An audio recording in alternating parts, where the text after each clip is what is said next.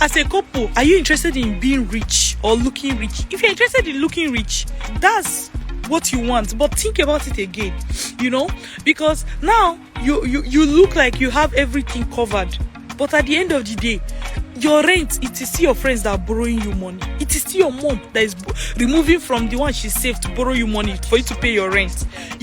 Is that the life you want to live? So today is Canada Vibes Day for Dr. Linda. So this is me repping Vantage Migration in Canada. Hey, okay. So let's just have a little walk. We're gonna take a little walk around this is around my community, and today I'm joining you from Waterloo in Ontario in Canada. Okay, yeah. So but specifically, let me channel my talk today. To people, young couples. Either you are just getting married or you want to get married. Okay, so we currently live in a community or in a society where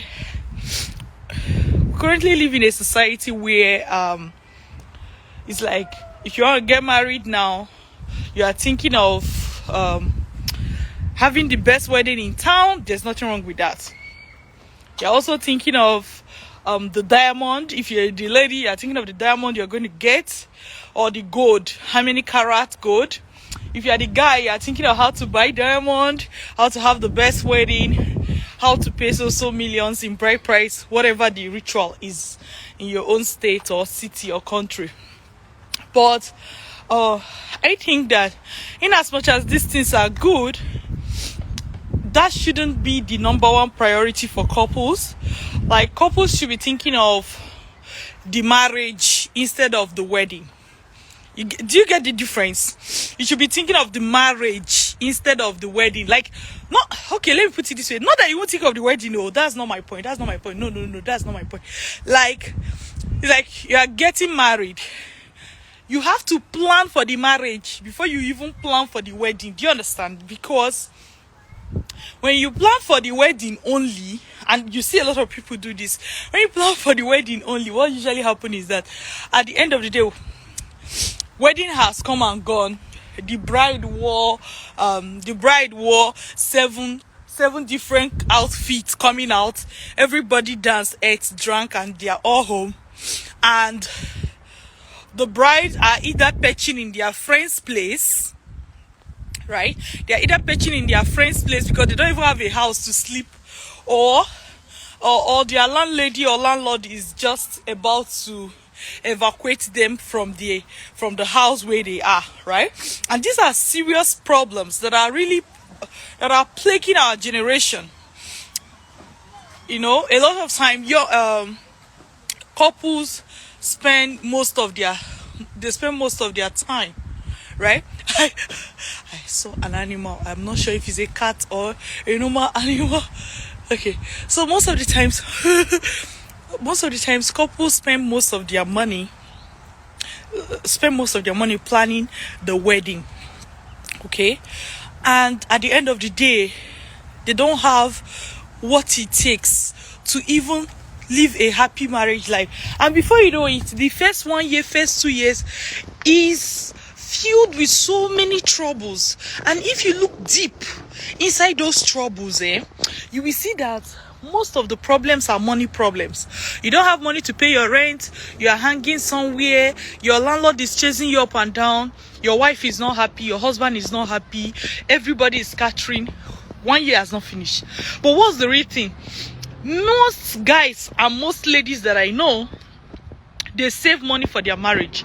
They save money. And what happens is that they use all the money they save for marriage, they use it for wedding.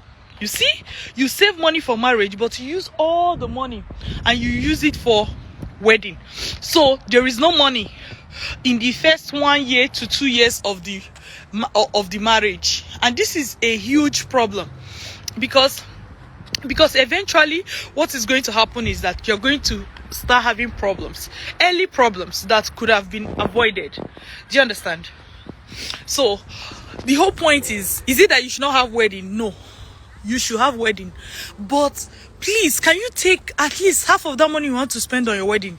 Can you keep the half?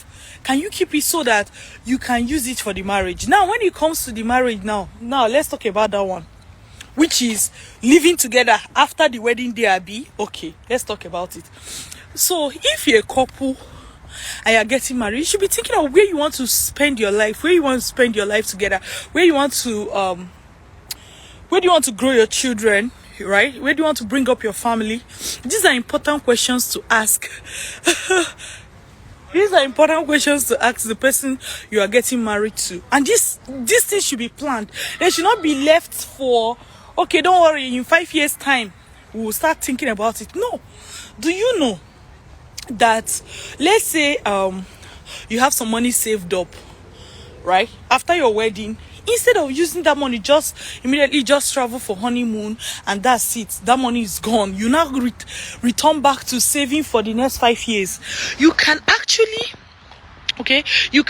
use that money and start your travel abroad dream. Do you know? You can actually use that money and start your travel abroad dream.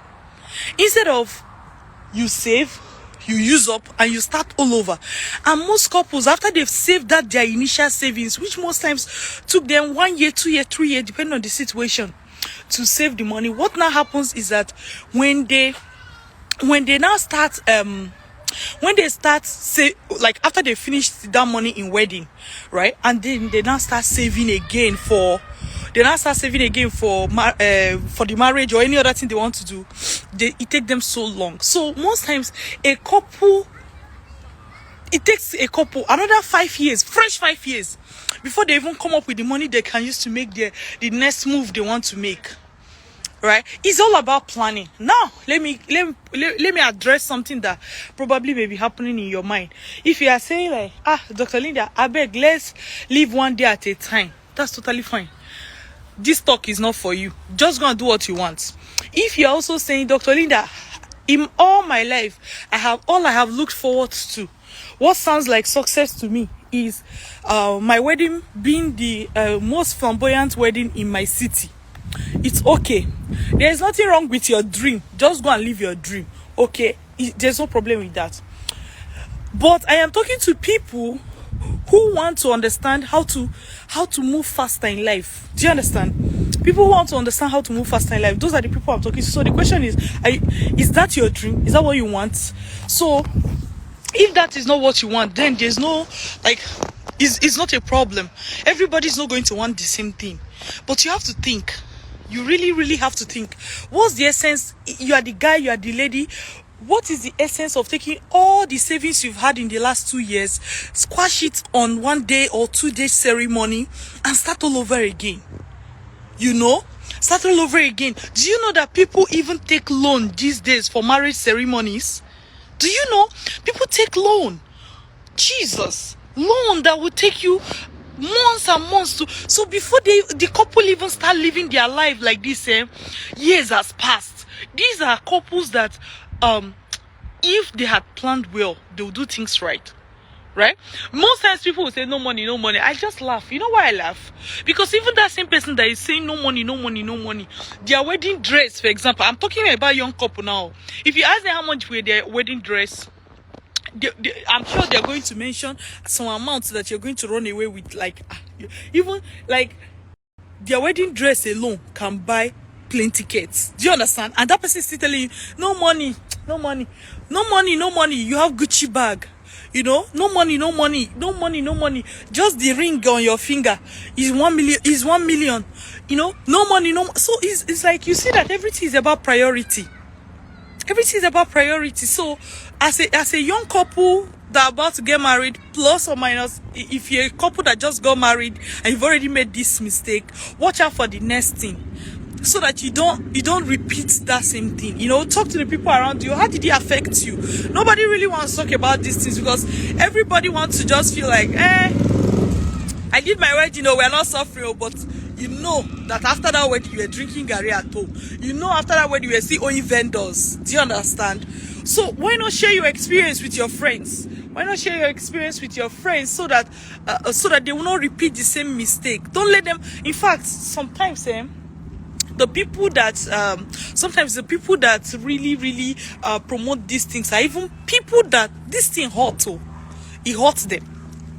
This thing hurts. But then they will not even tell you. You just be looking at it that this my friend said she did her wedding. Nothing happened. Yeah, so me too, I can just do it like that. The whole point is this, my dear.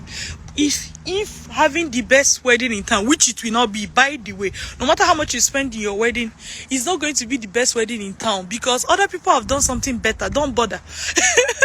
Don't bother, right? It's not going to be the best wedding in town. But let's assume that your dream in life is for you to have the best wedding in town. It's totally fine. There's nothing wrong with that dream. It's your dream. Own it. Live with the consequences, that's all. But if you're a couple and you're thinking and you want to think and you want to see how people are making it, please think twice. Reduce your wedding budget and use the rest of it to plan. You don't want to just plan for the wedding and then you don't plan for the marriage. And when it comes to the marriage, you're looking at, okay, where do I want to live with my wife or with my husband after we get married, And if you're thinking of traveling abroad, it's not bad to start those plans early. It's not bad at all. So start early, that's important. But one thing I just want you to take note of is that the wedding can actually eat up all your savings, and it takes you another 2 to 3 years before you come up with something else that you are going to use to invest into your travel abroad dream. So instead of allowing that happen to you, why not cut your wedding budget down? It is okay to come out with 1 clothes. It is okay to come out with 2 clothes. It is okay to allow the good tailor in your neighborhood to sew the clothes. It doesn't have to be from the best designer in this world. It doesn't have to be. And think about it. Your wedding dress, in fact, these days, you only wear for people that are doing Christian wedding. You only wear the wedding dress for about 1 hour or 2 hours of the church ceremony, because now it has also become a norm that even after you spend hundreds of thousands or whatever dollars you want to spend to purchase the dress, you know what usually happens? You wear that dress for 1 hour, and at the end you still have to change into another clothes. You still have to change into another. So it's like, yeah, you spent hundreds of dollars or thousands of dollars on this dress and you wear it for only 1 hour, right? So think about it again. So you may start asking yourself for alternatives. See, some people they are not in touch with reality. They are not in touch with reality, and they are much more interested in fact, somebody said something recently. Say most times a lot of people are interested in looking rich instead of in being rich. I think that's the central topic here. Like, that's what you want, but think about it again, because now you look like you have everything covered, but at the end of the day, your rent, it is still your friends that are borrowing you money. It is still your mom that is removing from the one she saved to borrow you money for you to pay your rent. Is that the life you want to live? When you can actually cut the wedding budget, cut it. Your wedding will still be nice. I'm not talking about going to go and do rubbish wedding. No, that's not what I'm talking about now. Who is talking about that one? I'm not talking about going to go and do rubbish wedding. No, I'm talking about having sense. For example, you will see that, let's say something like food. There's one caterer now that will come and say it has to be thousands of dollars before they come. I mean, the equivalent of dollar in your currency, right? So they say thousands of dollars before they will come. There's another person that the food is still sweet, it's still tasty, they can deliver. Maybe their name is not the best name in town and they can still deliver. Why you can just patronize the other person instead of the other one? Do you get? So you can still have a very awesome ceremony, memorable ceremony with your spouse. Is a good. Your wedding is an important day to be celebrated, but don't go bankrupt because of it. Don't squash your 5 years future for your one-day event. That's common sense, right? But you can be sure that this common sense is not common at all. I always used to give the example that when I was getting married we didn't have all the money in the world, and a travel abroad dream was dear. We had to cut our wedding budget, like cut it. If we did not cut that budget, I won't be in Canada today. If we did not cut that budget, I won't be in Canada today. I can be sure of that, because if we just used all that money for wedding, which there was that potential, because how much was it? But by the time you go and spend that small savings, you think it's nothing. You spend it. That's how you will get full scholarship. You don't have money to buy flight tickets. You see? Because what? You spent all that in your wedding. So please. And for somebody that's a newly married couple as well, you may not be planning wedding, but you may just be planning other things. You understand? You are planning on traveling abroad, but the same you that you are planning on traveling abroad, it is the same you that want to buy Mercedes. That means that in 1 year or so, you'll be trying to sell the Mercedes again, just so that you get the money, because you are traveling out. If you are traveling out, why not just calm down? Even if you want to buy car, okay, just buy something that you know that if you want to sell it, no, you see somebody that will buy it and you collect the money and you travel. You understand? The same you that want to travel abroad, the same you that want to go and buy Mercedes, you will not carry all the money that you have, buy the Mercedes. Guess what? In 6 months' time, you start looking for how to sell it. Nobody wants to buy it from you because it's a luxurious car. Do you see the point? It would have made sense. Maybe you bought Camry or Toyota brand or something that people are easily like this buying. So everything is wisdom. You understand? Wisdom. So for people that are about to get married, or people that just got married, you have to plan for your marriage, not just the wedding. You understand? Where do you want to live with your husband? Where do you want to live with your wife after that marriage? You understand? And what plans are you making for it? If you blow up all the money that you have now, how long is it going to take you to get another savings? Think about it. So, in summary, please reduce the number of carats of gold you want to buy, and use the rest to start your travel abroad dream. And you know that you can do that travel abroad via study abroad, which is exactly what a lot of us have done. You know, Arabi. So today I'm tuning in. Today I'm tuning in from Canada, and I just want to give shout out to all the young couple. And your future is in your hands. So make effective use of it. Okay? All right, make effective use of it.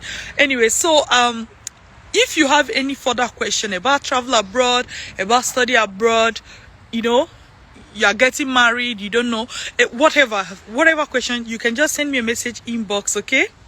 And we'll take it up from there. So love you.